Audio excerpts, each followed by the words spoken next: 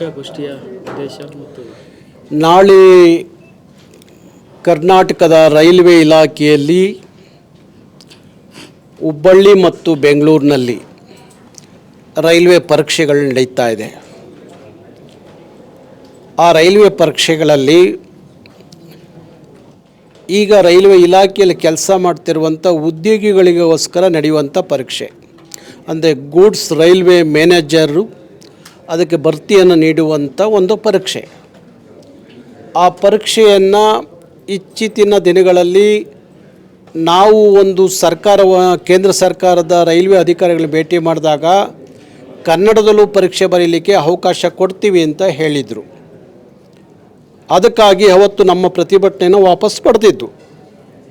ಈಗ ಕನ್ನಡವನ್ನು ಕೈಬಿಟ್ಟು ನಾಳೆ ರೈಲ್ವೆ ಇಲಾಖೆ ಹಿಂದಿ ಮತ್ತು ಇಂಗ್ಲೀಷಲ್ಲಿ ಮಾತ್ರ ಪರೀಕ್ಷೆ ಬರೀಲಿಕ್ಕೆ ಹೊರಟಿದೆ. ಹಿಂದಿ ಇಂಗ್ಲೀಷ್ನಲ್ಲಿ ಪರೀಕ್ಷೆ ಬರೀಲಿಕ್ಕೆ ಅವಕಾಶ ಇದ್ದರೆ ಅದು ನಮ್ಮ ನೆಲದ ಮಕ್ಕಳಿಗೆ ಅನ್ಯಾಯ ಆಗುತ್ತೆ. ಅದಕ್ಕೋಸ್ಕರ ಕನ್ನಡದಲ್ಲೂ ಪರೀಕ್ಷೆ ಬರೀಲಿಕ್ಕೆ ಅವಕಾಶ ಕೊಡಬೇಕು ಅನ್ನೋದು ನಮ್ಮ ಹೋರಾಟ. ನಾಳೆ ಬೆಂಗಳೂರಿನಲ್ಲಿ 194 ಉದ್ಯೋಗ, ಹುಬ್ಬಳ್ಳಿಯಲ್ಲಿ 101 ಉದ್ಯೋಗಕ್ಕೆ ನಡೀತಿರುವಂಥ ಗೂಡ್ಸ್ ರೈಲ್ವೆ ಮ್ಯಾನೇಜರ್ ಉದ್ಯೋಗ.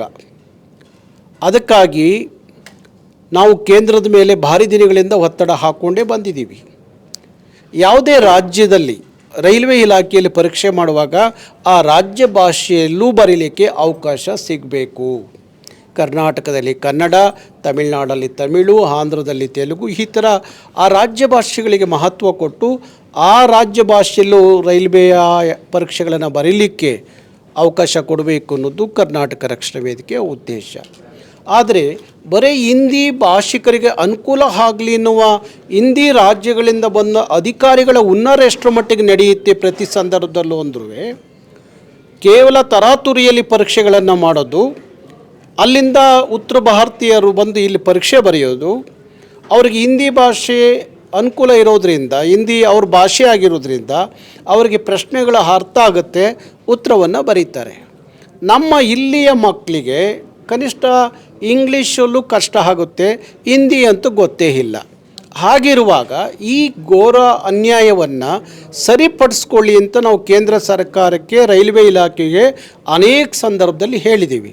ಆದರೂ ಇವತ್ತರೆಗೂ ಕೇಂದ್ರ ಸರ್ಕಾರ ಆ ಕ್ಷಣದಲ್ಲಿ ಇಲ್ಲ, ಇನ್ಮೇಲೆ ಎಲ್ಲ ರಾಜ್ಯ ಭಾಷೆಗಳಲ್ಲಿ ಮೊನ್ನೆ ನಾವು ಪ್ರತಿಭಟನೆ ಮಾಡಿದಂಥ ಸಂದರ್ಭದಲ್ಲಿ ಸುಮಾರು 13 ಭಾಷೆಗಳಲ್ಲಿ ರೈಲ್ವೆ ಪರೀಕ್ಷೆ ಬರೆಯುವಂಥ ಅವಕಾಶ ಇದೆ ಅಂತ ಹೇಳಿ ಘೋಷಣೆ ಮಾಡ್ತು. ಅಲ್ಲಿ ಎಲ್ಲೋಯ್ತು ಕನ್ನಡ? ಎಲ್ಲೋಯ್ತು? ಅವತ್ತು ಕನ್ನಡ ಇತ್ತು, ಈಗ ಕನ್ನಡ ಇಲ್ಲ. ಈಗ ಕೇವಲ 2 ಭಾಷೆಯಲ್ಲಿ ಬರೀರಿ ಎಂದರೆ ಈ ತಾರತಮ್ಯ ಯಾಕೆ? ಭಾಷೆಯ ಆಧಾರದ ಮೇಲೆ ಭಾರತ, ಭಾಷಾ ರಾಜ್ಯಗಳ ಆಧಾರವೇ ಭಾರತದ ಒಕ್ಕೂಟ ಅಂದಮೇಲೆ ಹಿಂದಿಯನ್ನು ಯಾವ ಕಾರಣಕ್ಕೆ ಬಲವಂತವಾಗಿ ನಮ್ಮ ಮೇಲೆ ಹೇರಿಕೆ ಮಾಡ್ತೀರಿ?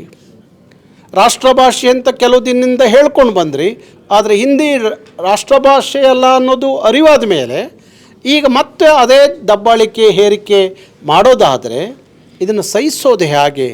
ಅದಕ್ಕೋಸ್ಕರ ನಾಳೆ ಹುಬ್ಬಳ್ಳಿ ಮತ್ತು ಬೆಂಗಳೂರಿನಲ್ಲಿ ಕರ್ನಾಟಕ ರಕ್ಷಣಾ ವೇದಿಕೆ ಯಾವುದೇ ಪರೀಕ್ಷೆ ನಡೆಯಲಿಕ್ಕೆ ಬಿಡಬಾರ್ದು ಅನ್ನೋ ತೀರ್ಮಾನವನ್ನು ನಾವು ಮಾಡಿದ್ದೀವಿ. ನಾಳೆ ಭಾರಿ ದೊಡ್ಡ ಚಳುವಳಿಗೆ ಕರವೇ ಕಾರ್ಯಕರ್ತರು 2 ಭಾಗದಲ್ಲಿ ಭಾರಿ ಯಾವ ತೀವ್ರತೆ ಆದರೂ ಪಡ್ಕೋಬೋದು ಆ ಚಳುವಳಿ. ಆ ಮಟ್ಟಕ್ಕೆ ಆ ಚಳುವಳಿಯನ್ನು ನಾಳೆ ತಗೊಂಡೋಗ್ತಾರೆ. ಯಾವುದೇ ಕಾರಣಕ್ಕೂ ಆ ಪರೀಕ್ಷೆ ನಡೆಯೋದಕ್ಕೆ ಬಿಡಲ್ಲ. ಸರ್, ವಿಶೇಷವಾಗಿ ಸಚಿವರು ಕರ್ನಾಟಕದವರೇ ಇದ್ದಾರೆ, ಸೋಮಣ್ಣವರು, ತಾವು ಕೂಡ ಅವ್ರನ್ನ ಭೇಟಿ ಮಾಡಿ ಮತ್ತು ಸೋಮಣ್ಣವರು ಸ್ಟೇಟ್ ಸಚಿವರಿದ್ದಾರೆ, ಪ್ರಹ್ಲಾದ್ ಜೋಶಿ ಅವರಿದ್ದಾರೆ, ಕುಮಾರಸ್ವಾಮಿ ಅವರು ಇದ್ದಾರೆ. ಅವರೆಲ್ಲ ಇವತ್ತು ಅದು ಯಾಕೋ ಮಾತಾಡ್ತಾ ಇಲ್ಲ, ಅಸಹಾಯಕತೆಯನ್ನು ವ್ಯಕ್ತಪಡಿಸ್ತಾರೆ. ಈ ಹಿಂದಿ ಭಾಷೆ ಅಧಿಕಾರಿಗಳು ಮುಂದೆ ನಮ್ಮದೇನು ನಡೆಯಲ್ಲ ಅನ್ನೋ ಥರ ಅಸಹಾಯಕತೆ ವ್ಯಕ್ತಪಡಿಸೋದಾದರೆ ಯಾಕಿರಬೇಕು ಅಧಿಕಾರದಲ್ಲಿ? ರಾಜೀನಾಮೆ ಹೋಗದ್ಬಿಟ್ಟು ವಾಪಸ್ ಕರ್ನಾಟಕಕ್ಕೆ ಬರುವಂಥದ್ದು ಆಗಬೇಕು. ನಾನು ಕುಮಾರಸ್ವಾಮಿ ಅವರಿಗೆ, ಪ್ರಹ್ಲಾದ್ ಜೋಶಿ ಅವರಿಗೆ, ಸೋಮಣ್ಣವ್ರಿಗೆ ಹೇಳ್ತೀವಿ, ನೀವು ಕನಿಷ್ಠ ನಿಮ್ಮ ಕೈಲಿ ಇದನ್ನು ಸರಿಪಡಿಸೋಕ್ಕಾಗಲ್ಲ ಅಂದರೆ 1 ನಿಮಿಷ ಇರಬೇಡಿ ಅಧಿಕಾರದಲ್ಲಿ, ರಾಜೀನಾಮೆ ಕೊಟ್ಟು ಹೊರಗಡೆ ಬನ್ನಿ. ಈ ನಾಡಿನ ಮಕ್ಕಳು ನಿಮಗೆ ಅಧಿಕಾರ ಕೊಟ್ಟು ಕಳಿಸಿರೋದು ಯಾತಕ್ಕೋಸ್ಕರ? ನಮ್ಮ ರಾಜ್ಯಕ್ಕಾಗೋ ಅನ್ಯಾಯವನ್ನು ತಡಿಬೇಕು ಅನ್ನೋ ಕಾರಣಕ್ಕೋಸ್ಕರ. ತಡಿಲಿಕ್ಕೆ ಶಕ್ತಿ ಇಲ್ಲ, ಅಸಹಾಯಕರಾದ ಮೇಲೆ ನೀವು ಇರೋದು ಎಷ್ಟು ಮಟ್ಟಿಗೆ ಸರಿ ಅನ್ನೋದು ನಮ್ಮ ಪ್ರಶ್ನೆ ಆಗಿದೆ. ಹಾಗಾಗಿ ಎಲ್ಲ ಸಚಿವರು ರಾಜೀನಾಮೆ ಕೊಟ್ಟು ವಾಪಸ್ ಕರ್ನಾಟಕ ಬಂದರೆ ಭಾರಿ ಒಳ್ಳೆಯದು ಅನ್ನೋದು ಕೋರಿಕೆ ನಂದು. ಹಾಗೆ ನಮ್ಮ ಸಂಸದರು, ಇಷ್ಟೊಂದು ಜನ ನಮ್ಮ ಸಂಸದರಿದ್ದೀರಲ್ಲ, ನೀವು ಎಲ್ಲೂ ಮಾತಾಡೋದಿಲ್ಲ. ಇಂಥ ಸಂದರ್ಭ ಬಂದಾಗ ಮೌನಿಗಳಾಗ್ಬಿಡ್ತೀರಿ. ಹಾಗಾದ್ರೆ ನಿಮ್ಮ ಆಯ್ಕೆ ಯಾತಕ್ಕೋಸ್ಕರ ಜನ ನಿಮ್ಮನ್ನು ಆಯ್ಕೆ ಮಾಡಿ ಕೇಂದ್ರಕ್ಕೆ ಕಳಿಸಿದ್ದಾರೆ.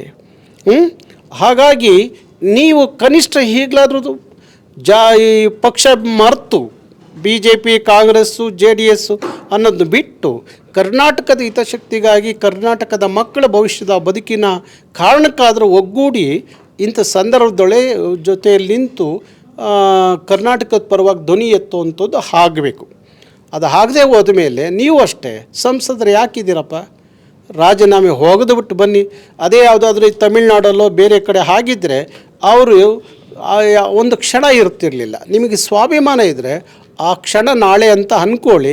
ಅನ್ಯಾಯ ಆದರೆ ಕರ್ನಾಟಕದ ಮಕ್ಕಳಿಗೆ ನಾವು ಇರೋದಿಲ್ಲ ಅಧಿಕಾರದಲ್ಲಿ ಅಂಥೇಳಿ ರಾಜೀನಾಮೆ ಕೊಟ್ಟು ಬನ್ನಿ ಅಂತೇಳಿ ಒತ್ತಾಯಿಸ್ತೇನೆ.